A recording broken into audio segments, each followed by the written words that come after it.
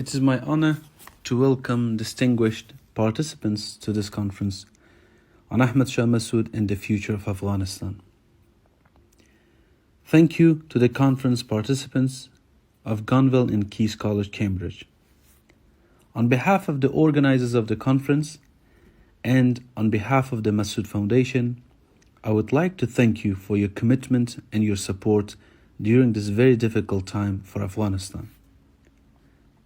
3 years ago, my colleagues and I spoke about the importance of holding a conference on the life and legacy of Ahmedshah Massoud at Cambridge. Since then, many have contributed to making this a reality, and I would like to sincerely express my gratitude to them. We have invited leading academics, journalists, politicians, and former military personnel who have devoted their work to Afghanistan, and we are grateful for their involvement. Today, I would like to reflect on the past to help us situate the current crisis that continues to unfold in Afghanistan. My hope is that some of the lessons of history can help us formulate a better and clearer vision for a peaceful future. If we take the emergence of modern Afghanistan as a starting point, what comes to light is a process of state formation that proved to be costly. As a buffer state between British India and Tsarist Russia, Afghanistan became important for imperial interests. This model of nation formation dictated a highly centralized political and administrative system.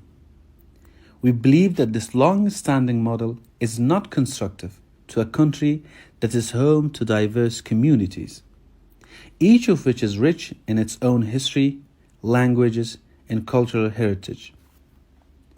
History has proven that nation-state formation that has sought to construct a homogeneous and singular character for entire population of people is impractical.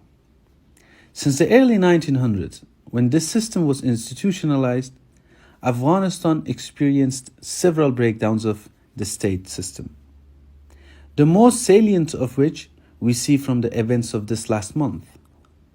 These breakdowns come at a great cost to the people of the country.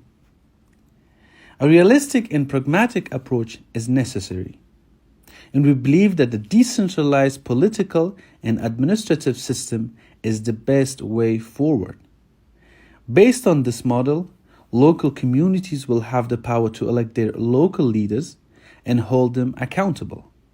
People will also have the ability to take an active part in policy making at the local community level. This model has existed in Afghanistan over the last century in varying degrees.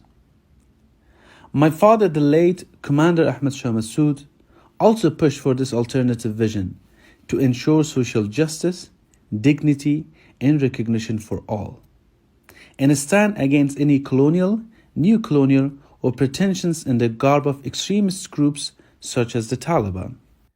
Since taking over Kabul on the 15th of August, the Taliban, through acts of terror and destruction, are once again engaged in ongoing atrocities against different communities.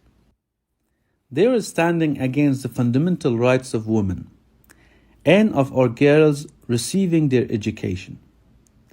The Taliban have made our country a refuge for international terrorism, and one that is isolated and regressive. Alongside the men and women of Afghanistan, we stand firmly against the Taliban's foreign ideology. We have seen women leading the opposition on the ground in standing up for their rights.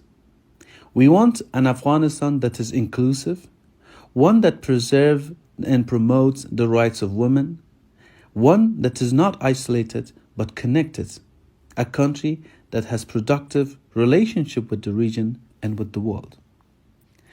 We have formed the National Resistance Front to continue the path of our forefathers and realize the aspiration of the people of Afghanistan.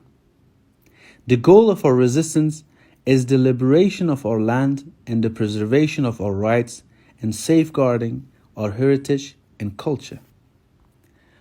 Honoring the legacy and lessons of my father, There is indeed no cause more noble than fighting for justice, for truth, for freedom. Freedom from oppression and freedom from those who impose their rule and occupy our land. Through the series of conferences inaugurated today on the life and legacy of Ahmedshah Massoud, we can be better informed in ways we can formulate a vision for an alternative future, where the will of the people will serve as its foundation.